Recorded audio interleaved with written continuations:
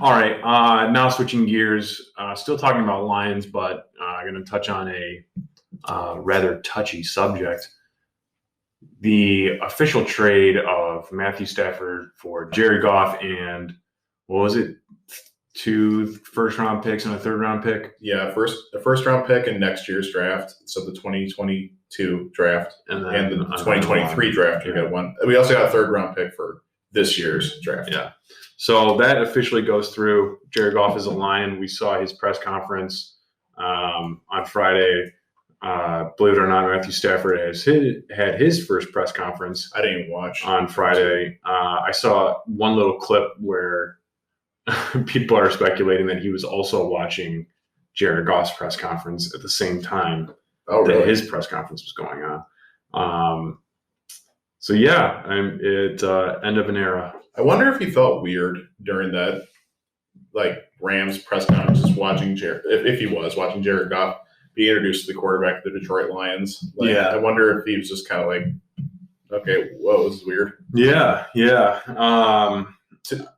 To just start it off here, I never thought this day would come. No. I always thought Stafford would be a Lion until the day he retired. Yeah. I also saw a TikTok that was just so strange where it was the Rams, the official account, and they were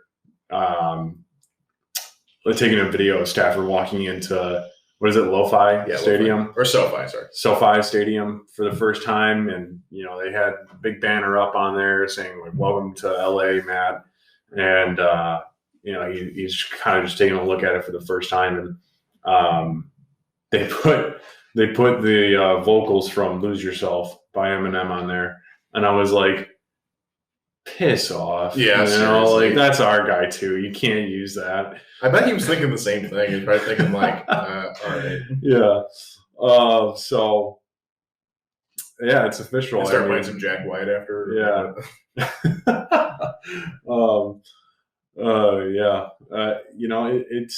It's going to be a very interesting year. Obviously, the Rams are full go. This is our guy. We're going to make a run for the Super Bowl. We believe that this is the quarterback. Lions, on the other hand, we're rolling out Goff. I assume he's going to be QB1 this year. And it's kind of a test. It's trying to see, does he have the juice? Is he a QB1 in this league? Let's talk about the trade itself, because we weren't really sure if Stafford was going to get moved as this offseason approached. When Brad Holmes got hired, it was very up in the air. He smartly played it and said, "We don't know yet, and we're going to weigh all of our options here." And I think the people in Detroit were kind of assuming it was the end after the Patricia era, just because Stafford is in. He's in the window of his career right now where he's got to start making some moves. He's got to, if he wants to really win, and he does. I mean, don't get it twisted, because he's been here for 12 years and he's been on this bum ass team for so long, but he doesn't want to be a winner. He wanted to go get a chance to compete, and the Lions found a pretty accommodating trade for both sides. I think Brad Holmes' history with the Rams was really beneficial here. The relationship with Jared Goff and Sean McVay seemingly has kind of fallen apart. So Brad Holmes did a lot of studying on Jared Goff when they drafted him, and had seen him develop in LA, and he just thought this was a slam dunk trade if we can get a starter back and trade Stafford to a spot where he can contend and compete. And Stafford wanted to go to LA. That was his destination that he approved of and he liked. So really, the trade itself, not even talking about all the draft capital, because we got 2 first-round picks out of this trade. That's crazy. It was a win for all parties involved, I think, right now. Somebody who's looking at it, from they're not extremely informed on the NFL, stuff like that, might look at it as a very lopsided trade. Oh, that the Rams gave up an arm and a leg. Yeah, right. Yeah, but when you think about contracts and how they're involved, it makes more sense, because Goff's contract, they obviously had to unload Goff and his contract because it's so big and it takes up so much cap. Yeah, I think it's pretty well established at this point that the 2 first-round picks, yes, one of them is for directly Matthew Stafford. But the other one is kind of for taking on Jared Goff. Yeah, exactly. Because he's got a big contract, and I think, as you're saying, people who maybe aren't as educated in this area will kind of look at the big headline and see, wow, is Stafford worth 2-1s, and then Carson Wentz gets like half that? I mean, does that make any sense? So it's a different scenario, but ultimately, I think this trade is going to benefit everyone if Stafford pans out in LA, which they're getting an absolute warrior. I mean, this dude, every single week that he was playing, he was giving it his all, and even weeks where he was banged up, he was pounding the table to be out starting and playing, and like he left nothing on the field. And I mean, we kind of want to touch on like some of our favorite moments during this segment, and without a doubt, one of mine came from just this past season, where I think it was right after the Titans game, and somebody asked him, you're obviously so banged up, why don't you just take a step back and hang up the cleats for the season? And he came back and he fired this off with, not a ton of passion, but he didn't need a lot of passion to deliver the message.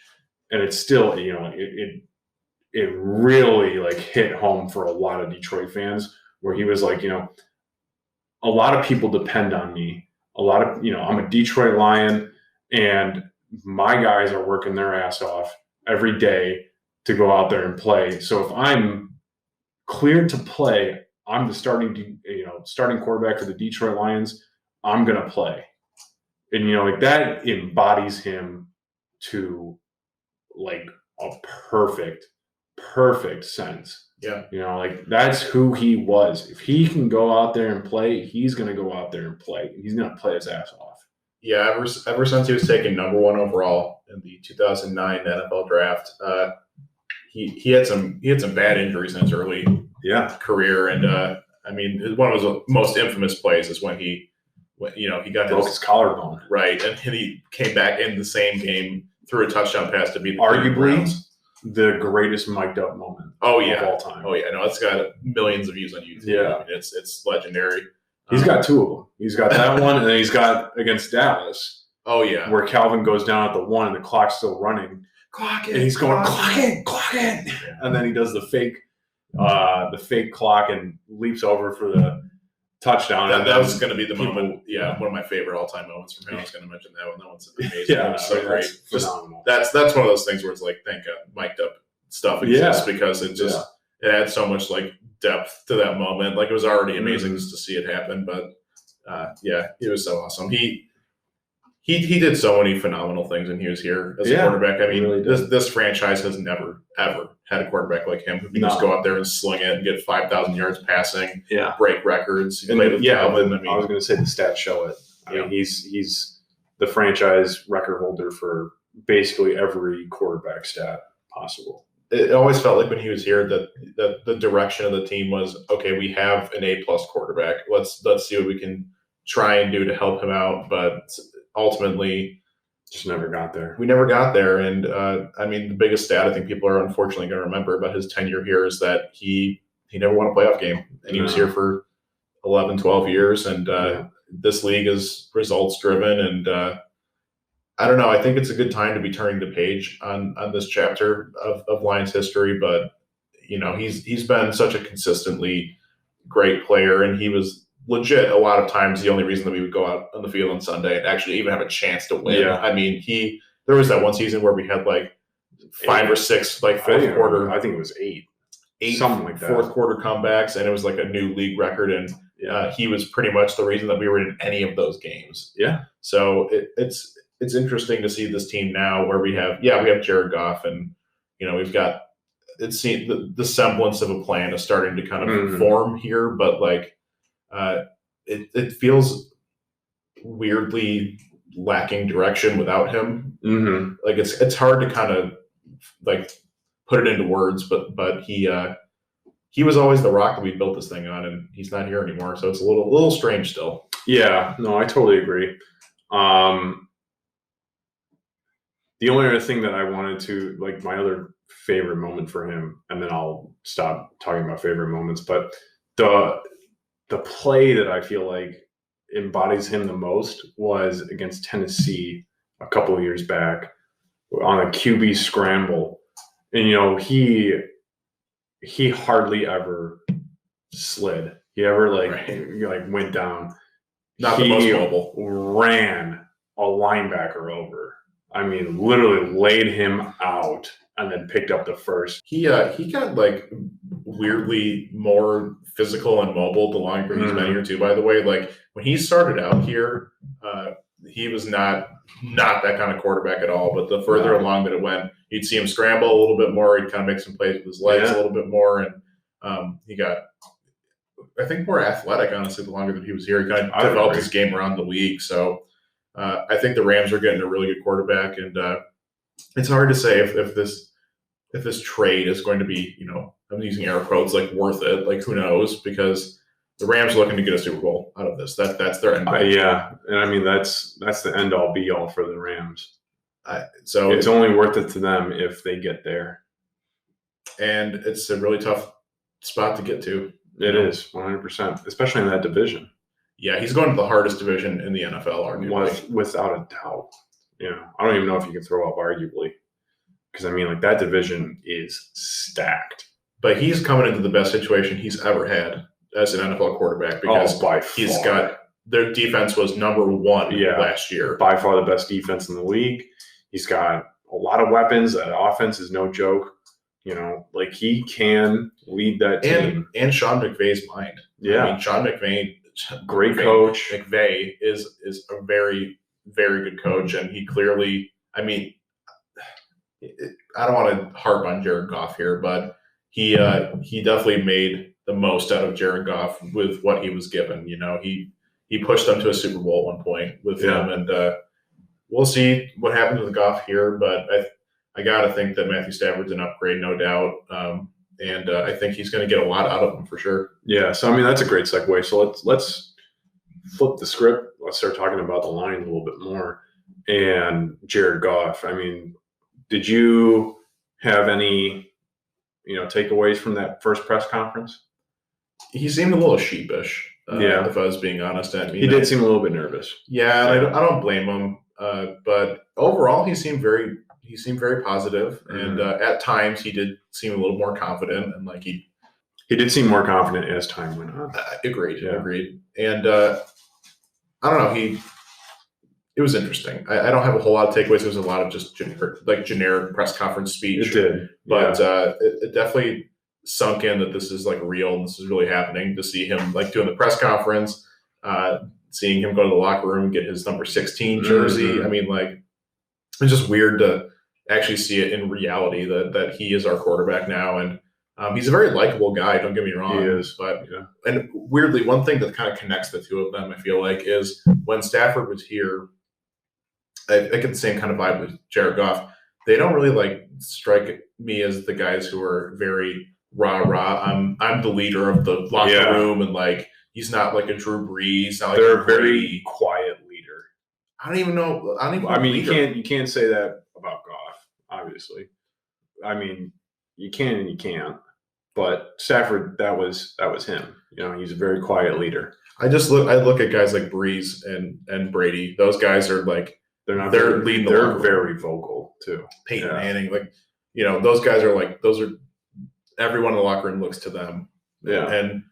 And those guys would like reciprocate, and they would lead the team. And Stafford sometimes it kind of felt like he just wanted to go out there and ball. He didn't really want to do all the other stuff. And that's not to discredit him. I'm just kind of making an observation here. But he led in his own way, really. Yes. Yeah.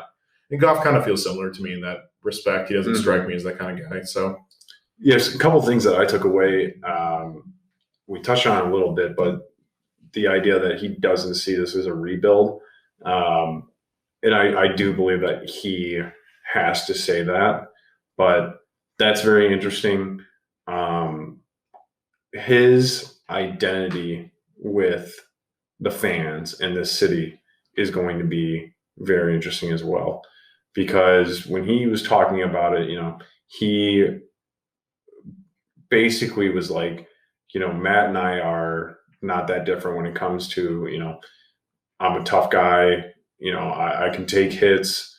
I I don't think that he can play that role. I don't think that you can come in and try to be another Matthew Stafford, because like we just had that. I think he has to come in and kind of forge your own way. Yeah, thing, right. And something that Brad Holmes and I think Goff touched on a little bit too is I think this could be his identity, is that he's an established winner. And as much as like he wasn't QB1, he was QB1 last season with the Rams. They won games. They went to the playoffs. They won a game in the playoffs, and they ran into a good Green Bay team. So whether you agree with it or not, I feel like you can't argue that he is an established winner.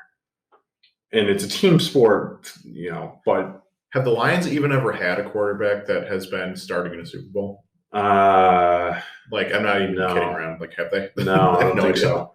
I was going to say the only other quarterback that I can think of that was like somewhat of an established winner was Dante Culpepper. Yeah, and that was the twilight years of his career too. That was definitely towards the end. So let me ask this about Stafford. I think something that you read a lot in comments, and it's kind of a popular opinion around the NFL, is that the Detroit Lions have wasted Matthew Stafford's career. Do you see it that way? And I know that we're kind of biased because we're fans, 100%. but the fact that he hasn't won a playoff game, the fact that he never got to go to lead this team to the promised land, the fact that we always bottom out as a middle of the road at best team, and do you feel like that his time here was ultimately for naught? Something else to add on to that list of negative things that people say. What was his Stat Padford? Oh, Stat Padford. Yep. And it's like, what do you want him to do? Like, you can say that he's Stat Padford, but he's down in the fourth quarter. They have to throw the ball. You're expecting him to lay down and die?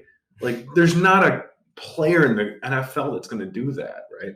Like, that argument is so stupid. I think people just generate that argument from seeing yeah, poor win-loss totals, exactly. But good QB stats. Yeah, right. And then, like, it's so stupid because he's not going to sit there and be like, "All right, well, we lost."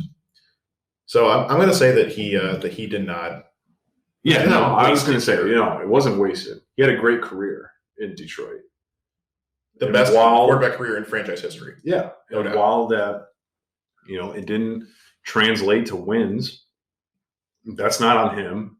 First of all, 100% it's not on him, and he did all he could. He left it out there on the field every single game. Absolutely, I agree. So no, I don't think it was wasted. I mean, he had a historic career with Detroit, and the other thing is, like, you call him Stat Padford all you want. He's a good QB. I mean, like, bad QBs in that situation, they can't do that. They can't get those stats. They can't throw the ball like he can.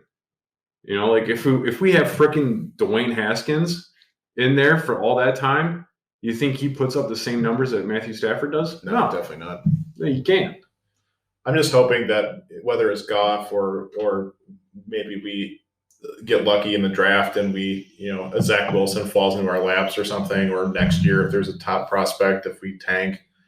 I mean, I'm just hoping, whoever it is, I hope that we can find someone who has as much just like juice to this team as Matthew Stafford. I mean, there are so many mediocre to forgettable quarterbacks out there, and like he was, like, controversial or not, he was like definitively one of the best quarterbacks that we've ever had, and made us actually like competent at times and watchable and very fun to watch sometimes too. So I hope we can just find someone who kind of embodies that spirit and can keep carrying that on here.